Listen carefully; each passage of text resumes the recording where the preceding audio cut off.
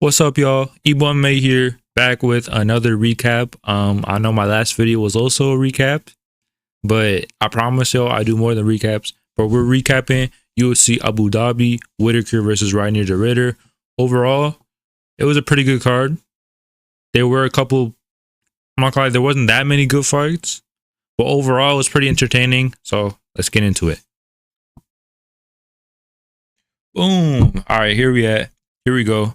UFC Whittaker versus De Ridder recap, and also their next fights. I forgot to say that in the intro. So let's just, oh wait, I forgot. I put it into slideshow. I forgot. Let me just restart this real quick. Don't worry, I'm gonna edit this out. Let me just do it all again, right? Okay, let me just. And we back. UFC Whittaker versus De Ridder recap and their next fights. I forgot to mention that. Also, this message here, I did not write this. Google must be telling you guys to do this. I did not write this. All right, let's get into it. First fighter. Oh my God. Okay, I'm not going to talk about all the fighters. I forgot. I'm not going to lie, bro. I didn't watch the Damone Blackshear versus Davy Graham fight. I forgot to watch it. I'm not sure how to rewatch it. I have a site to rewatch it, but it wasn't working. So I'm just not going to talk about that one. But Davy Grant, good W. I don't know what you should do next. But Martin Buday, first fight of the day, he fought Marcus Buchecha. Apparently this Marcus dude was a pretty good jiu-jitsu. He's like one of the best jiu-jitsu fighters in the world. That's what Michael Bisping was saying. Well, all I'm going to say, before I even go into the fight, Martin Buday is generally one of the biggest dudes the UFC has ever seen, bro. How are you last to weigh in as a heavyweight? This dude weighed in at 266. Why are you using the extra pound, bro? This is heavy. It should be easy to make weight. Like, I don't understand. Bro, you should have seen it. This picture is not doing it justice. His belly was literally under, it was covering this UFC logo. It was covering the logo, bro. Like, I don't know what to say. Like, about other than that, he's actually not, the thing is, he's big, he's fat, but his cardio is actually not bad. His cardio really isn't that bad. He out cardio Buchecha. Buchecha, he looked like jiu-jitsu was the only thing he's good at, which, I mean, it's true. But like his street looked very uncomfortable on the feet. Even he couldn't get Martin Buday down. He couldn't even get Buday down, which, I mean, it's his first fight. He'll probably be better in his next couple ones if he fights again. Other than that, Buday just cardioed him. He looked better on the feet. Buchecha, right? He had Buday the whole second round, or most of it. He had him on the ground. Which, bro, if you're this sensational jiu-jitsu guy and you're a heavyweight, I think you should be finishing the fight. If you had, I was like, okay, it's over. Buchecha's probably gonna submit him, but nah. I mean, Buday, he looked good. How is he? He's ranked number 13.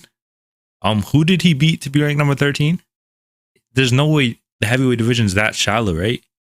Because from what I know, he lost to Shamil Gaziev, and then he beat Andre Arlovski. How is he ranked number 13? I don't know. Heavyweight's cooked. That's all I'm gonna say. So his next fight, come on, you're getting heel hooked. You're getting heel hooked, buddy. You're getting heel hooked. I'm sorry to admit it. You're getting heel hooked. Volter Walker versus Martin Buday. Let's make this next. Volter, they both recently fought, so the timing adds up. Volter Walker said he doesn't want to fight a ranked fighter, which I don't know if this guy thinks it's lightweight or if it's like middleweight. Like, the rankings is not that hard to get into in heavyweight.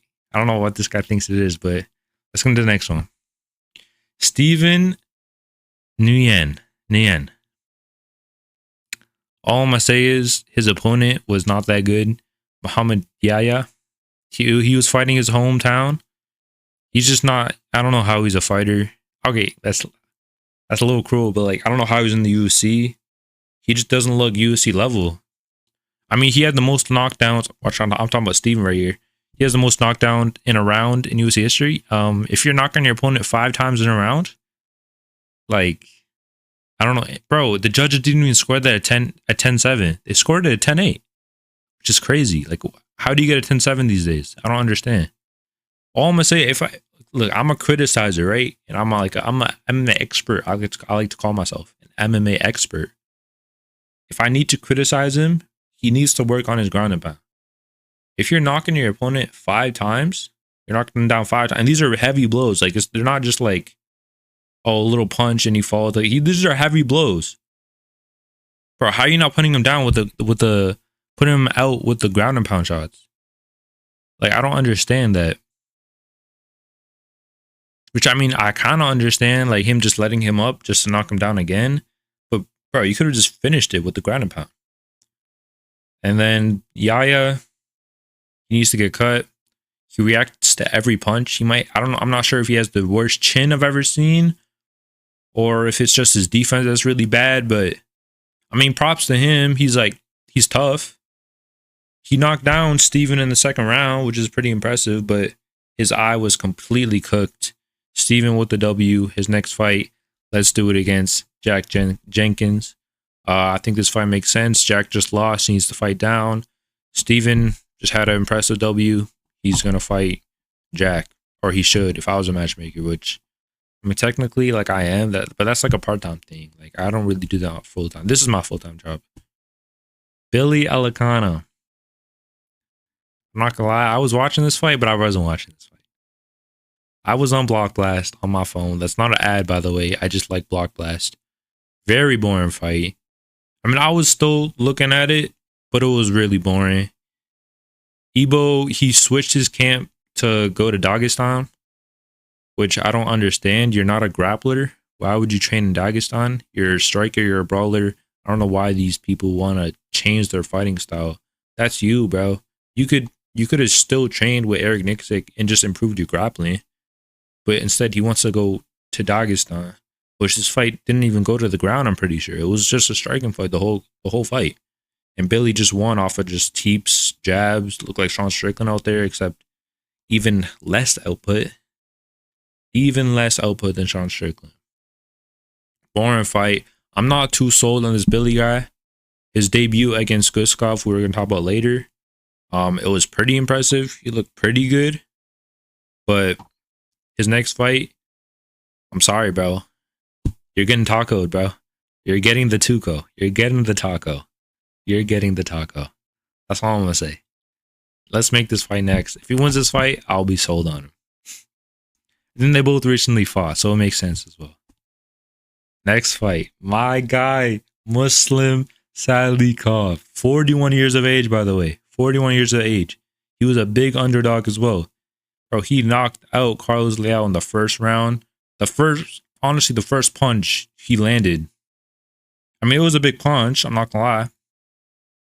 Carlos Leal, he looked too confident. That's the thing. With these fighters like Carlos Leal and these new gen fighters, especially when you're fighting a veteran like Muslim, you have to be careful. You still have to be careful in there. You know what I mean? Like, you can't just think that you're just gonna knock him out in a round. Like, I feel like that's what he's trying to say. That's what he's trying to fight. Like, he tried to, which, I mean, look, he was pressuring him good. Oh my God, I just spit all over my mic.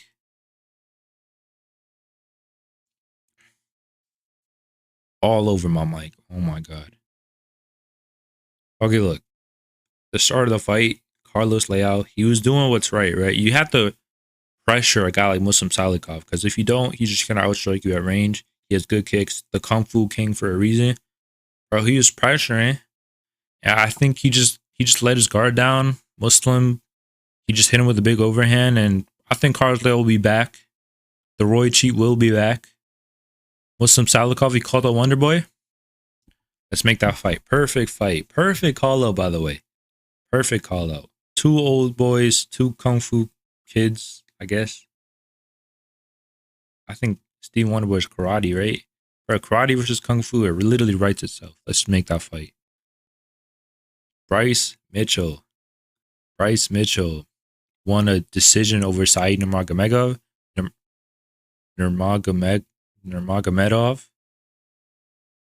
Before I even talk about the fight, Bryce, look at him.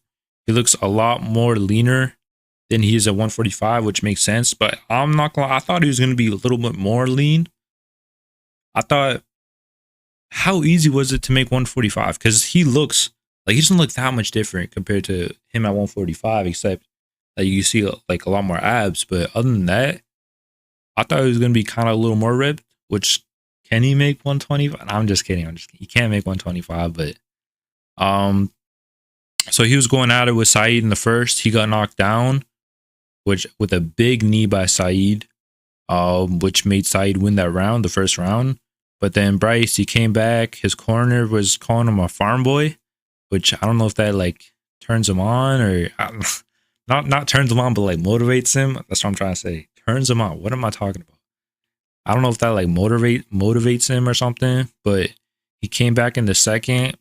I mean, it's not like he dominated Saeed. He would just he out cardioed Saeed. Saeed, he's not that like he's an early finisher. Most of his wins are early finishes, but when you take him into the second or third round, like he's not, his skill drops like significantly, if you know what I mean. But he looked a lot stronger. I'm talking about Bryce, by the way. He looked a lot stronger than his last couple of fights, especially with like him moving down. What am I talking about? I don't even know what I'm talking about. What am I talking about? I don't even know what I'm talking about.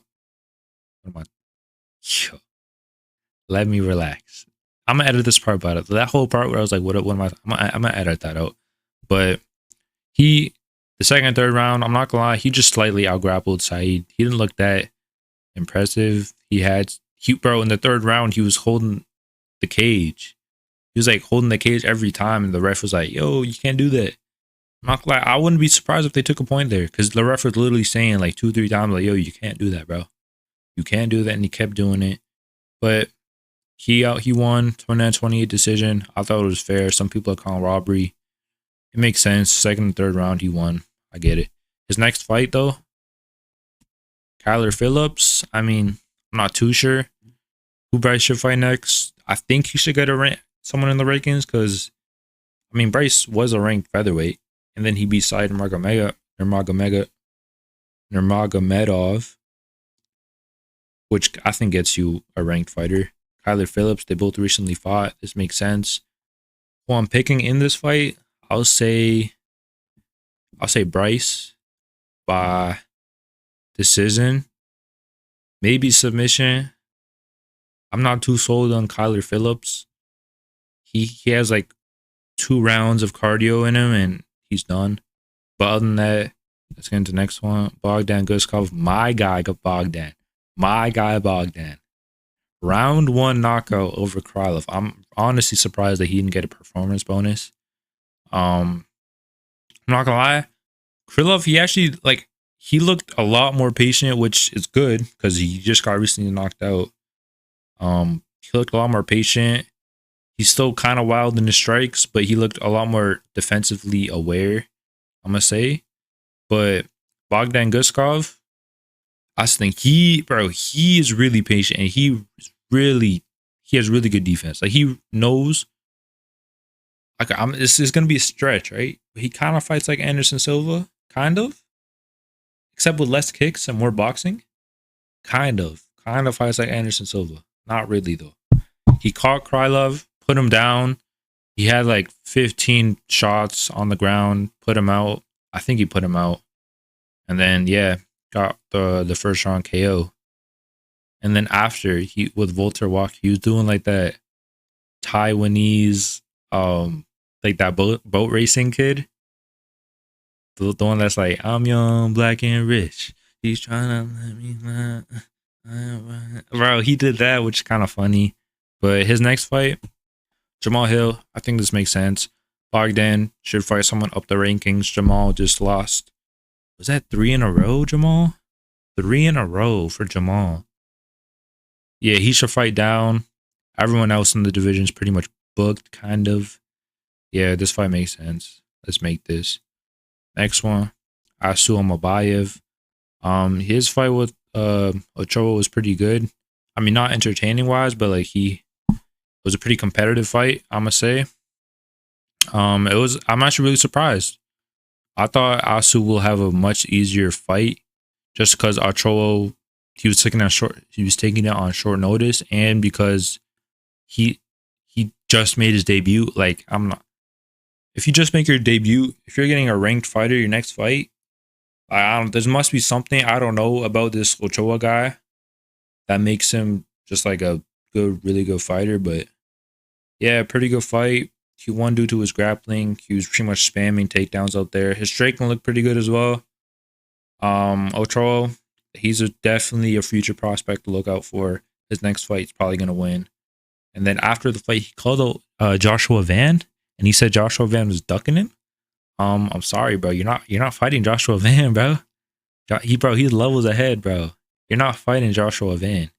The least I could do for you though, Amir Albazi, the loser of Tatsuro Taira versus Amir Albazi. He should fight them. I think Amir is gonna lose to Tatsuro. So let's make this fight next. Should be a pretty competitive fight. Oh wait, by the way, this weekend, Tatsuro Taira versus Amir Albazi. Apparently, it's off. The fight's completely off. So, do you guys still want a prediction? Because Waldo Cortez Acosta is supposed to be filling in to main event, and I don't know if that's really good for content, if that makes sense. Like, it's like one of those last minute main events, which I'm not sure. But let's get into the next one. Shara Magomedov. He went to war with Marc-Andre Barriault.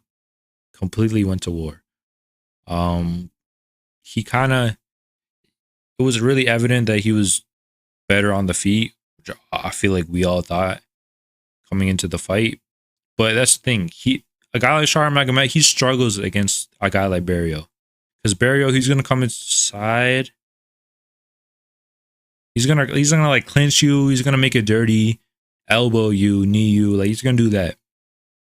Which, I mean, that's kind of like his weakness, right? For Shara, you don't want a guy to come to clinch you up and like make it dirty.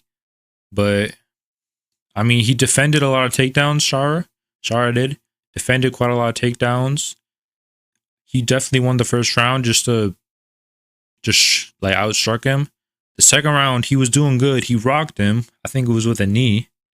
And then all of a sudden, Marc-Andre Barriault lands a big right hand right on Shara's nose. It completely breaks his nose, I think. There was blood all over. Shara lands a couple elbows on Marc-Andre Barriault's head, which like made him leak blood.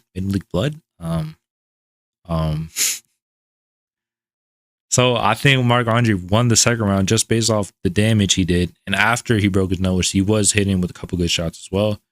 And then the third, Shara completely styled on him. He won the majority of that round, completely outstruck him, and then he almost finished him at the end, which it's a good fight for Shara. It's a good bounce back fight, if you know what I mean. For his next fight, so I heard Michael Bisping say that he should fight Israel Adesanya. No, just no. I'm speaking for everyone. We all believe that no, like just no. That's not gonna happen. Makes zero sense. He's literally came off a loss. 0 cents. But this fight actually makes sense, and I think we all want to see this.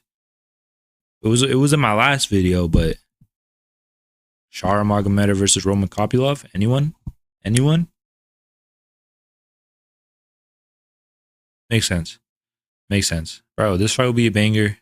Roman Kopylov, he's still ranked number 15, so it would still be like a step up in competition for Shara, like ranking wise.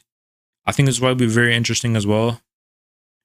I feel like Roman is still underrated, kind of. Even though Paulo, actually, what am I talking about? But nah, this fight will be a banger though. Two fun strikers. There's gonna be fun strikes in there. Next one, Petr Yan, one of my favorite fighters, just fought. One of my favorite fighters just decisioned Marcus McGee. We decisioned Marcus McGee. Vintage, I want to say vintage, but classic Petr Yan performance. He started off slow, which, I mean, he didn't start off that slow. Like, it was still a competitive first round. Which I think he won, but he still did start off quite slow. I'm not sure if he won the first round or was it the second that he won. Okay, I think McGee won the first round because McGee hurt Yan at the end of the round. And then just after that, rounds number 2 and 3, Petr Yan pretty much had his way with McGee. Kind of. McGee, bro, honestly, shout out McGee. He kept it competitive. He was going strike for strike with Petr Yan for the most part. But there was just a pretty big skill difference, I would say. Especially in like the variety of strikes. I just said Peter McGee. Peter McGee. Now McGee, he's quite simple with the strikes he throws. He didn't throw any spinning wheel hooks. I think he might have thrown one. But other than that, I don't know. He was pretty simple. But Yan, he just followed Yan, bro. He followed Yan. He outstruck him the second round. The third round, it was really evident that he was just a better fighter, which makes sense. He is the number 3 ranked bantamweight in the world, and I think McGee is number 14 or 13 or 12 or something. I don't know why this fight even made sense in the first place. I would have way rather seen him versus O'Malley or him versus Umar or even Sandhagen. But I guess if he wants to be active, it's whatever. Oh yeah, he had like a vintage Petr Yan takedown. Bro, is he just gonna do that every fight? Bro, if he does that in the title fight, if he does that to Merab, that's gonna be crazy. Which he called out Merab. And, I'm a little against him getting the Merab fight, but yeah. The only reason I think Petr Yan should get this fight, I think the only reason he is getting this fight is because Merab is just that guy and he's so active. And I think he could just, bro, oh my God. I'm stopping myself from saying something gay over here. I think he could just like fit it in, like his activity. Like, okay, if he beats Sandhagen in October, he fights Yan in January, and then he could fight the winner of Umar versus O'Malley.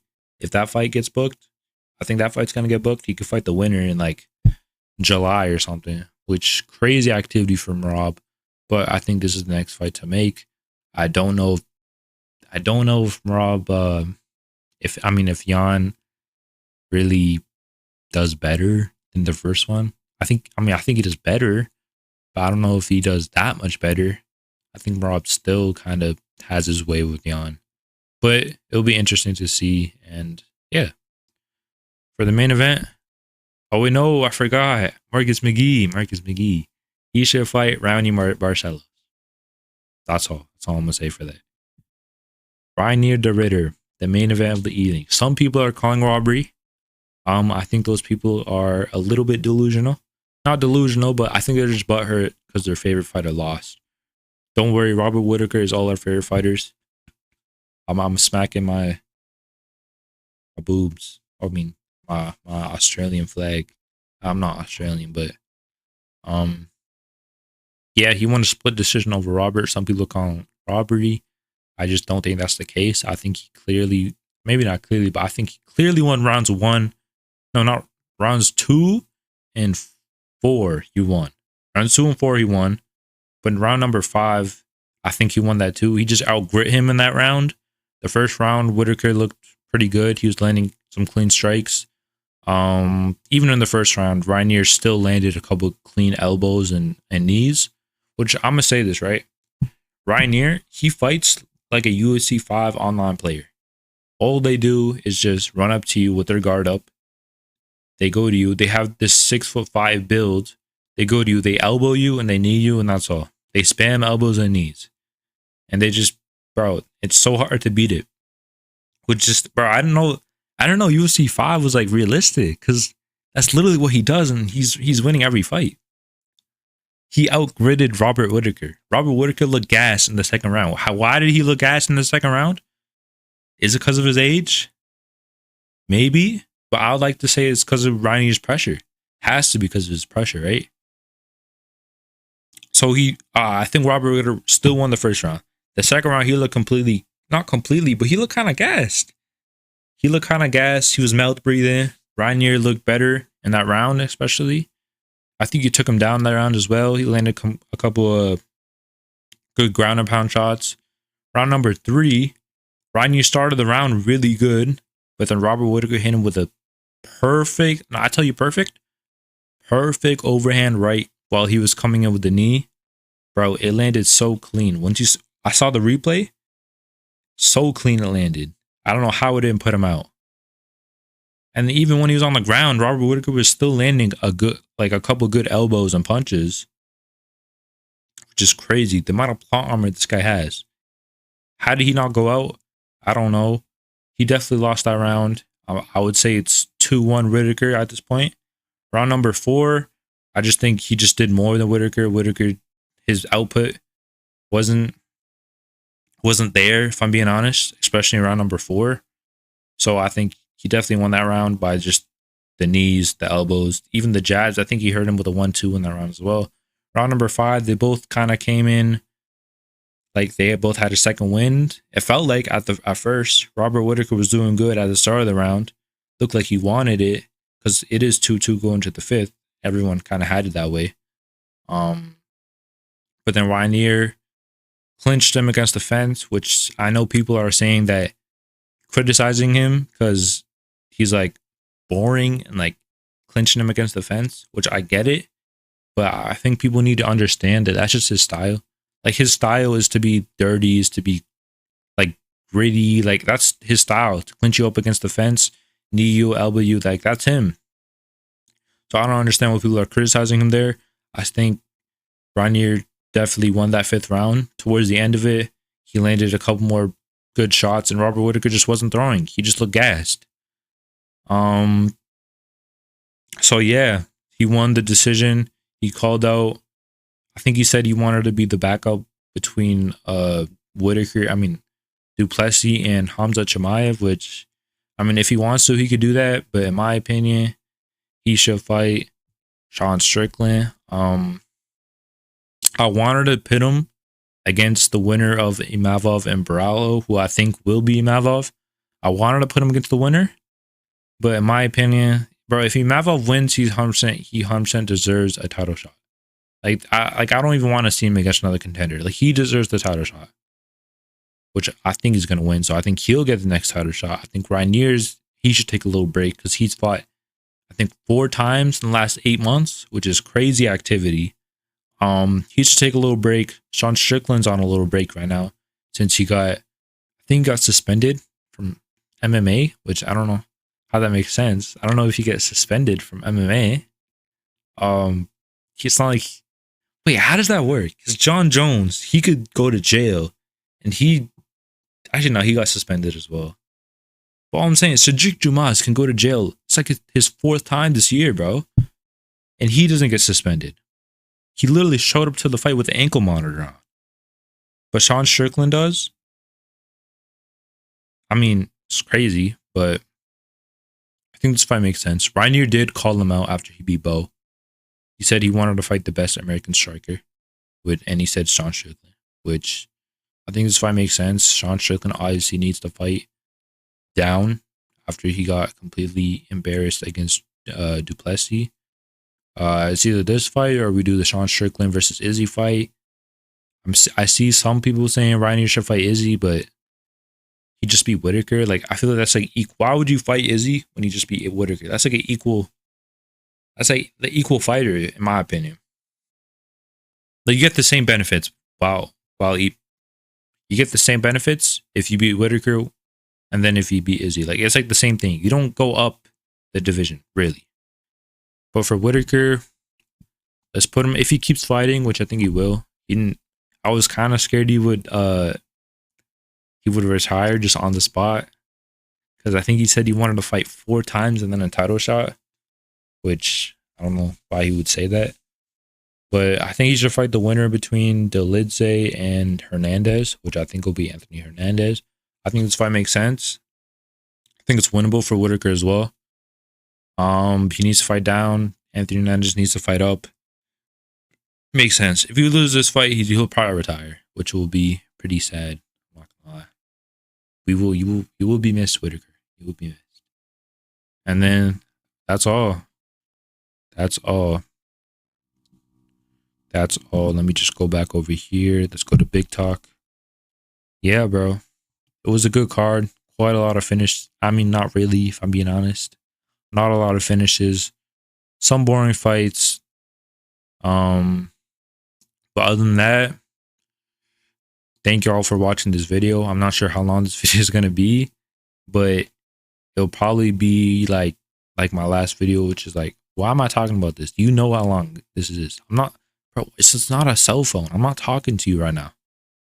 All I'm gonna say is thank you all for watching my video. Leave a like. Please leave comments, bro. I'm trying to talk to y'all, but y'all are not leaving comments, which makes me very sad. And I might just stop recording right here.